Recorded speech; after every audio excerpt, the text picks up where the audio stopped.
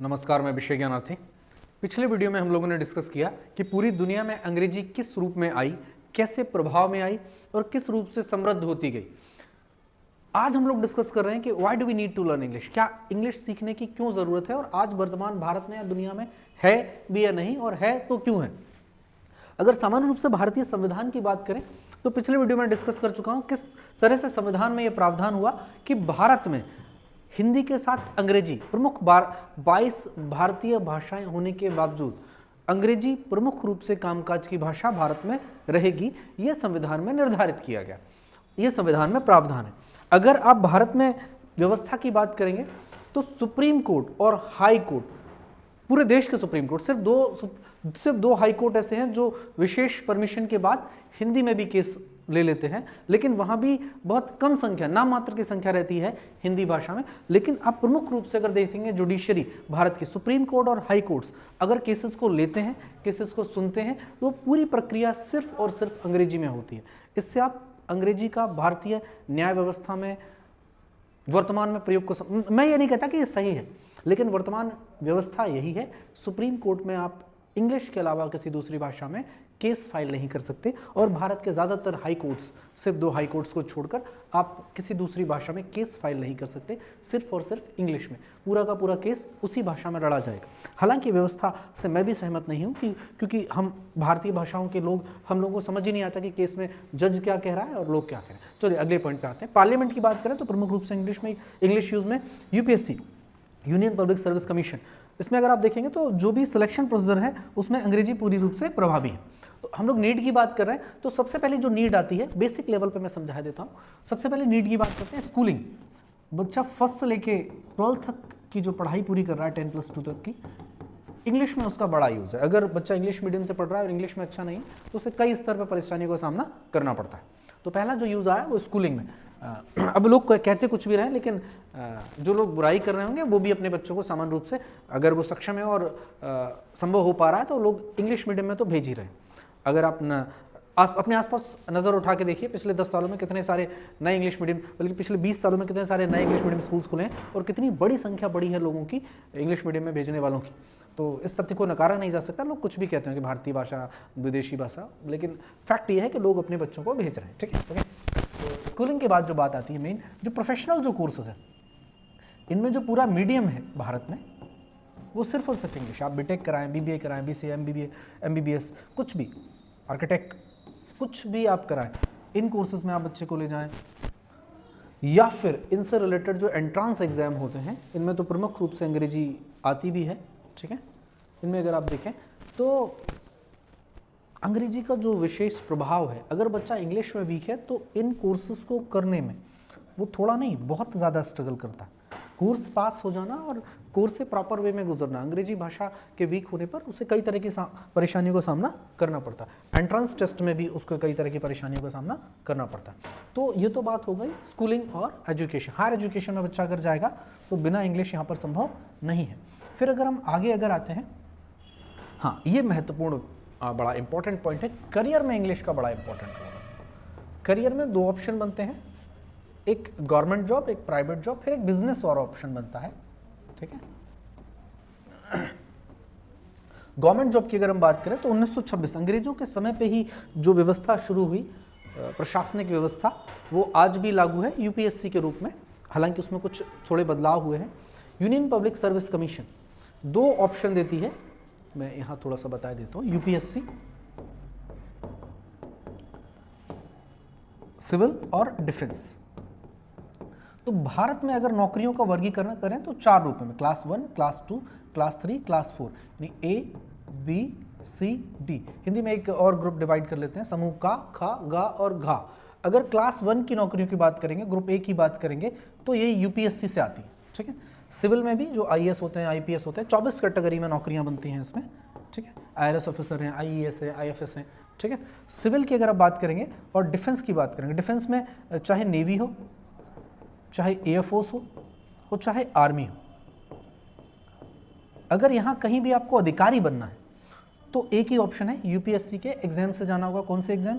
अगर 12th के बाद आप देखें तो एनडीए, ग्रेजुएशन के बाद देखें तो आप सीडीएस, यानी कि अगर आपको भारतीय सेना में, थलसेना में या वायुसेना में अधिकारी बनना है तो भी आपको यूपीएससी से जाना है, सिविल में नौकरी करनी है, लोगों के बीच में रह के प्रशासनिक सेवा में आना है तो भी यूपीएससी से जाना है। और दोनों ही जो परीक्षाएं हैं यूपीएससी की, इनमें अंग्रेजी प्रमुख रूप से प्रभावी है। आप पिछले कई सालों के रिजल्ट्स को अगर देखेंगे तो यूपीएससी के जो एग्जाम्स हैं सिविल सर्विसेज के, उनमें प्रमुख रूप से अगर कोई भाषा, लगभग 90% से ज़्यादा जो रिजल्ट्स हैं, बल्कि और ज़्यादा, मैंने 90% की कम कह दिया, वो अंग्रेजी माध्यम वालों के ही है। हालांकि पिछले कुछ सालों में कुछ लोगों ने, पहले डॉक्टर विजय अग्रवाल एक IAS रहे, उन्होंने हिंदी को लेके बड़े आर्टिकल्स निकाले, कई सारी बातें की। इस समय डॉक्टर विकास दिव्यकीर्ति है, वो बड़ा आजकल सोशल मीडिया पर बहुत फेमस पर्सनैलिटी है, मैं भी कभी कभी उनको सुनता हूँ। तो उन्होंने भी हिंदी भाषा को लेके एक मुहिम छेड़ी हुई है और उनके आने के बाद इस बात को नकारा नहीं जा सकता कि हिंदी माध्यम के स्टूडेंट्स के सेलेक्ट होने की संख्या थोड़ी सी बढ़ी है, ठीक है। तो लेकिन प्रमुख रूप से अभी भी अंग्रेजी प्रभावी और आगे भी रहने की संभावना है, उसका मैं आपको कारण बताऊंगा, ठीक है। पिछला वीडियो देखेंगे तो आप समझ जाएंगे कारण, ठीक है। तो ये तो बात हुई क्लास 1 की नौकरियों की। उसके बाद अगर आप SSC की बात करें तो ये तो क्लास 1 की नौकरियां हो गई सिविल और डिफेंस में। उसके बाद SSC, staff selection commission, Bharat में जितने भी मंत्रालय हैं, जितने भी प्रमुख रूप से केंद्र सरकार के सरकारी ऑफिसर्स हैं, जितने भी कर्मचारी भर्ती होती है, प्रमुख रूप से SSC करता है। अलग अलग लेवल है, MTS, CHSL और CGL। किसी भी लेवल पर आप जाएं, आपको इंग्लिश ज़रूर मिलेगी बीच में। तो भारतीय व्यवस्था में सरकारी नौकरी पाने के लिए केंद्र सरकार की अंग्रेजी प्रमुख रूप से प्रभावी है, ठीक है। यही बात बैंकिंग के साथ है, यही बात दूसरे कई सारे एग्जाम्स के साथ है। ये मैं शॉर्ट में बता रहा हूँ आपको, ठीक है। स्टाफ सिलेक्शन कमीशन में प्रमुख रूप से अंग्रेजी का प्रभाव, गणित और अंग्रेजी का प्रमुख रूप से प्रभाव होता है। प्राइवेट नौकरियों में अगर आप पाएंगे तो प्राइवेट नौकरियों में क्या ज़्यादातर MNCs हैं, मल्टीनेशनल कंपनीज। इनमें इंटरव्यूज़ भी इंग्लिश में होते हैं और इनका वर्किंग कल्चर भी इंग्लिश का होता है। MNCs आप देखेंगे जितनी भी भारत में बहुत सारी कंपनियां, आप मार्केट में अगर कभी आपने नज़र आप डालें तो ज़्यादातर जो प्रोडक्ट्स आपको मिलेंगे, हमारी जो डेली लाइफ है, lux, Lifebuoy, Pepsodent, fair and lovely, head and shoulders, हम शूज़ को देखें एडिडास, नाइकी, प्यूमा, हम कपड़ों को क्या देखें तो लिवाइस, नाइकी, अलग अलग ब्रांड्स, एडिडास की जो चीज़ें यूज़ करें, हम गाड़ियों को देखें, मोबाइल्स को देखें, मार्केट में आप जब चीज़ों को देखेंगे तो ज़्यादातर चीज़ें विदेशी कंपनियों की MNCs है, या भारत की भी हैं तो भारत की भी वो कंपनियां दूसरे देशों में काम कर रही हैं। और इन कंपनियों का जो वर्किंग, आप बहुत सिंपल सा एग्जांपल, आप मार्केट में कोई भी चीज़ उठा के, पानी की बोतल भी आप उठा के देखिए, उस पर कौन सी भाषा लिखी रहती है। मेडिसिन लीजिए, कुछ भी मार्केट से आप लीजिए, उसके रैपर को, उसके पैकेट को आप इधर उधर करके देखिए, और इंग्लिश भाषा लिखी रहती है। कारण क्या है? क्योंकि इनका जो वर्किंग कल्चर है वो इंग्लिश का है और प्रमुख रूप से ये भाषाएं दुनिया भर में व्यापार अंग्रेजी भाषा में करती है। तो 3 चीज़ें यहाँ पे निकल के आई। अगर आप गवर्नमेंट जॉब्स को देखेंगे तो भी अंग्रेजी का बड़ा इंपॉर्टेंट रोल है, प्राइवेट जॉब्स को देखेंगे तो भी इंपॉर्टेंट, हाँ बिजनेस में भी रोल्स हैं, इसको हम लोग आगे डिस्कस करेंगे, ठीक है। तो हाँ, अगला जो बड़ा इंपॉर्टेंट पॉइंट आता है, ग्लोबल लैंग्वेज। इंग्लिश एक ग्लोबल लैंग्वेज है, आज की जो स्थितियाँ हैं ग्लोबल लैंग्वेज है। दुनिया में अगर देशों की संख्या देखेंगे 254 वर्तमान में मानी जाती है, लेकिन स्वतंत्र राष्ट्र के रूप में जो मान्यता मिली हुई है 195 देश हैं।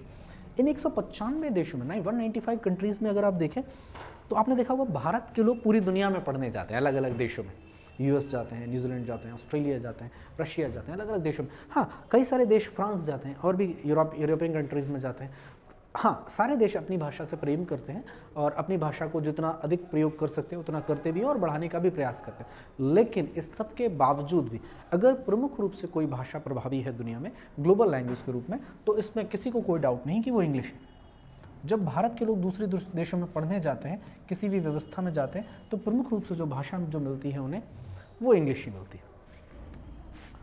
तो जब पूरी दुनिया में पढ़ने के लिए और पूरी दुनिया के लोग जब भारत पढ़ने आते हैं तो भाषा एक माध्यम जो बनती है वो इंग्लिश है। करियर की बात करें तो पूरे भारत के लोग दुनिया भर में नौकरी करते हैं और दुनिया भर के लोग भारत में नौकरी करते हैं। करियर की अगर हम बात करें तो दुनिया के बड़े CEOs की आप बात करेंगे तो सुंदर पिचाई, सत्या नाडेला माइक्रोसॉफ्ट, सुंदर पिचाई से में गूगल, आप एक बड़ी लिस्ट है। पैप्सिको की CEO रही इंदिरा नुई, एक बड़ी लिस्ट है। अगर आप देखेंगे दुनिया के 37 से ज़्यादा जो CEOs हैं वो भारतीय मूल के हैं और भारतीय हैं। ये कैसे संभव हो पाया कि हम भारतीय लोग पूरी दुनिया में इतनी मजबूती के साथ अलग अलग ऑर्गेनाइजेशंस के साथ एडजस्ट हो पाए, वो सारी चीज़ें कैसे कर पाए? इनमें एक बड़ा रोल इंग्लिश का रहा। इंग्लिश के साथ, इंग्लिश अच्छे होने के साथ हम कुछ इस तरह से लोगों के साथ एडजस्ट हो गए कि हम बाहर के नहीं रहे शायद। तो इंग्लिश का बड़ा इंपॉर्टेंट रोल रहा करियर में। पूरी दुनिया में आप कहीं भी करियर बनाना चाहते हैं तो इंग्लिश का अपना एक इंपॉर्टेंट रोल है। आपने देखा होगा भारत में पूरी लाइफ टाइम लोग पढ़ते हैं, इंजीनियरिंग करते हैं, कोई भी कोर्स करते हैं और दूसरे देशों में जॉब के लिए चले जाते हैं। ओके, ट्रेड की अगर हम बात करें तो पूरी दुनिया की जो ज़्यादातर जो लाखों करोड़ों जो कंपनियां हैं उनका जो वर्किंग कल्चर है, उनके जो कामकाज की जो भाषा प्रमुख रूप से है वो अंग्रेजी है। अभी मैं एग्जांपल दे रहा था कि मार्केट में आप कुछ भी खरीदो, कुछ भी करो, आप उसके रैपर पे या जो भी आपको मिलेगा यूज़र मैनुअल, हाँ यूज़र मैनुअल अब दूसरी भाषाओं में भी कुछ में आने लगे हैं, लेकिन प्रमुख रूप से कोई भाषा अगर आपको छपी हुई मिलेगी, देखने को मिलेगी तो वो इंग्लिश होगी। ये पूरी दुनिया की जो व्यापारिक व्यवस्था है उसमें अंग्रेजी प्रमुख रूप से रही। आप देखेंगे उसी तरह का कोक का पैक इंडिया में, उसी तरह का दुनिया के किसी दूसरे देश में।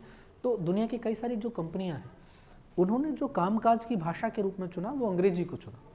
उसका प्रमुख कारण ये रहा कि ये ज़्यादातर कंपनियां या तो यूरोप की हैं या फिर अमेरिका की। पिछले वीडियो में मैंने बताया भी था कि सेकेंड वर्ल्ड वॉर के बाद अमेरिका और ब्रिटेन प्रभावी रूप से उभर के आए और पूरे दुनिया के बाजार पर इनका अच्छा कब्जा रहा और ज़्यादातर कंपनियां भी इन्हीं की हैं और इनकी ही भाषा अंग्रेजी के रूप में मार्केट में अधिक प्रयोग हुई। ट्रैवल एंड टूरिज्म की अगर हम बात करें तो पूरी दुनिया के लोग भारत घूमने आते हैं, भारत के लोग पूरी दुनिया में जाते हैं, दुनिया में अलग अलग हिस्सों में लोग आते जाते रहते हैं और इस ट्रैवल एंड टूरिज्म की दुनिया में इंग्लिश प्रमुख रूप से यूज़ होती है। तो यही जीवन में अगर आप देखें तो पढ़ाई, करियर, व्यापार और घूमना फिरना, चारों में अंग्रेजी का प्रमुख रूप से उपयोग है। इसीलिए इंग्लिश को ग्लोबल लैंग्वेज के रूप में आसानी से एक्सेप्ट कर लिया जाता है। ये तो बात रही दुनिया की। आपने कहा दुनिया से में क्या मतलब, भारत में अगर आप देखें यहाँ प्रमुख रूप से इंग्लिश क्या कर रही है, लोगों को जोड़ रही है। ये काम दूसरी कोई भाषा नहीं कर पाई। यही वजह है कि अंग्रेजी ही प्रमुख रूप से ग्लोबल लैंग्वेज बन पाई, दूसरी कोई भाषा नहीं बन पाई, क्योंकि वो एक ऐसा काम कर रही है जो दूसरी भाषाएं नहीं कर पाई। अगर भारत को आप देखें तो 28 राज्य और 8 यूनियन टेरिटरीज, 8 केंद्र शासित प्रदेश और 28 राज्य। भारत विविधताओं का देश है। जो भारत की जो विविधता है वो भारत को विशिष्ट बनाती है, लेकिन विविधता के साथ कुछ समस्या भी। आप ऐसा समझो, Kanpur IIT, Delhi IIT, Lucknow IIM, Bengaluru IIM, Ahmedabad IIM, कई सारे लॉ के बड़े इंस्टीट्यूशंस। इन इंस्टीट्यूशंस में आप बड़े इंस्टीट्यूशंस में आप देखेंगे, चाहे इंजीनियरिंग के हों, चाहे मैनेजमेंट के हों, चाहे लॉ के हों, चाहे किसी रिसर्च सेंटर में आप जाके देखें तो पूरे देश के लोग आपको मिलेंगे। अब यहाँ एक बड़ी समस्या, किसी एक कैंपस में जब अलग अलग राज्यों के लोग आते हैं तो ये विविधताओं का देश है। तो समस्या ये है कि कोई चेन्नई से आता है तो उसकी भाषा अलग है, कोई आंध्रा से आता है तो भाषा अलग, तमिल, तेलुगु, कन्नड़, उड़िया, पंजाबी, हिंदी, अवधी, मैथिली, अलग अलग भाषाएं। तो कैसे एक स्टूडेंट को कोई प्रोफेसर या कोई टीचर पढ़ाए, ये एक बड़ी समस्या इस देश में थी। उसका भी समाधान इंग्लिश नहीं दिया। अब आप सोचिए, कल्पना करिए, एक ही क्लास में एक बिहार का, एक उड़ीसा का, एक बंगाल का, एक महाराष्ट्र का, एक केरला का, एक मलयाली, एक तमिल, एक मराठी, एक तेलुगु, एक गुजराती, एक पंजाबी, एक उड़िया साथ में बैठ के पढ़ रहे हैं। कल्चर शेयर हो रहा है, लोगों की चीज़ें शेयर हो रही हैं और उन सब में हेल्प कौन कर रही है, एक भाषा, अंग्रेजी। यही वजह है कि भारत इंग्लिश को छोड़ नहीं पाया, क्योंकि लोग अपनी भाषा को तो नहीं छोड़े, अपनी भाषा से जुड़े रहे, लेकिन जुड़ने की भाषा के रूप में उन्होंने अंग्रेजी को स्वीकार कर लिया। कई बार लोगों के दिमाग में बात रहती है कैसे, तो ये जो भाषा है वो तो पूरे भारत के लोग कहीं भी किसी भी राज्य में जाके पढ़ पा रहे हैं आसानी से, बिना किसी नई भाषा को सीखे। अपनी भाषा के साथ अंग्रेजी उन्होंने सीखी हुई है और वो पढ़ पा रहे हैं क्योंकि इंग्लिश है। वो पूरे देश में कहीं भी करियर बना पा रहे हैं क्योंकि इंग्लिश सहयोगी भाषा के रूप में इस्तेमाल कर रहे हैं। वो कहीं भी व्यापार कर रहे हैं और कहीं भी घूम फिर रहे हैं, अंग्रेजी प्रमुख सहयोगी भाषा के रूप में इस्तेमाल हो रही है। तो वही बात, भाषा क्या कर रही है, जोड़ रही है। बस यही जोड़ने का काम कोई दूसरी भाषा नहीं कर पाई और वो ग्लोबल लैंग्वेज नहीं हो पाई, और यही काम अंग्रेजी कर पाती है। आगे अगर मैं बात करूं तो आप देख 37+ 337 से ज़्यादा बड़ी कंपनी को सीईओज, पेप्सिको की लंबे समय तक सीईओ रही इंदिरा नूई, अभी कुछ दिन पहले ट्विटर के सीईओ भारत के थे। अगर आप देखेंगे तो 37+ सीईओज इंडिया के, ठीक है। अब एक बात आती है कि ये तो चलो अलग मैंने बातें बता दी, एक सामान्य व्यक्ति के रूप में भी डेली लाइफ में इंग्लिश का एक बड़े लेवल पे इस्तेमाल होने लगा। सामान्य व्यक्ति के रूप में आप कर सकते हैं, अभिभावक के रूप में बच्चों के साथ एडजस्ट करने के लिए, बच्चों की स्कूलिंग को समझने के लिए, सारे बच्चों की बुक्स इंग्लिश में, उनकी डायरी इंग्लिश में आती है, उनके स्कूल में पेरेंट्स मीटिंग में इंग्लिश यूज़ हो रहा है, उनके साथ वो आपस में कॉन्वर्सेशन, वो इंग्लिश में ज़्यादा कंफर्टेबल है बजाय हिंदी। हम ही ने उन्हें स्कूलों में भेजा है दान, तो उनके साथ फ्यूचर में एडजस्ट होने के लिए, उनकी चीज़ों को समझने के लिए कहीं ना कहीं एक अभिभावक के रूप में आज वर्तमान में अंग्रेजी की एक बड़ी ज़रूरत है। इसी वजह से हम लोगों ने एक स्पेशल कोर्स भी डिज़ाइन किया है पेरेंट्स के लिए जो बिगिनर लेवल पे है, तो नई पीढ़ी से सामंजस्य बनाने के लिए भी आज लोग अंग्रेजी की ज़रूरत महसूस कर रहे हैं। इंश्योरेंस आप कराएं, ट्रैवल एंड टूरिज्म हो, इंटरनेशनल टूर हो, मेडिसिन को समझना, क्या प्रिकॉशंस हैं, कैसे लेना है, क्या नहीं करना, इसके लिए भी आपको जब इंग्लिश आती है तो बहुत सारी चीज़ों पे आप डिपेंड नहीं करते, इंटरनेट पे सर्च करते हैं, ज़्यादातर कंटेंट जो है 70% से ज़्यादा जो इंटरनेट पे कंटेंट अवेलेबल है वो इंग्लिश में। तो ज़्यादातर जो जानकारियाँ हैं आप सीधे कनेक्ट कर पाते हैं, सीधे ढूंढ पाते हैं उनसे रिलेटेड अपनी जानकारी। कॉस्मेटिक्स हो, कुछ भी हो, मेडिसिन में ले चुका हूँ, कहीं भी आप होटल्स जाएँ, रेस्टोरेंट्स जाएँ, सारी चीज़ों में अगर आप देखेंगे तो इंग्लिश का अपना यूज़ है। लोग कितना भी नकारते रहे, अपने आसपास आप देखिए इंग्लिश मीडियम स्कूल कितनी तेज़ी से खुल रहे हैं, तो भारत में आने वाले समय में इंग्लिश का प्रयोग कम तो होने वाला नहीं। तो सिंपल सी बात है कि हम लोग डिस्कस कर रहे थे why do we need to learn English, आज के दौर में अंग्रेजी की ज़रूरत क्यों हो रही है। कहीं ना कहीं लोग समझ रहे हैं या ट्रेंड चल रहा है जो कुछ भी, लेकिन इंग्लिश मीडियम स्कूल्स खोल रहा है, उनकी जो यूज़ है वो लगातार बढ़ रहा है। अगले वीडियो में हम लोग डिस्कस करेंगे कि कैसे आप चीज़ों को आसानी से समझते हुए, सीखते हुए आगे बढ़ सकते हैं, बिना किसी हेजिटेशन के, बिना किसी डर के, बिना किसी डाउट के।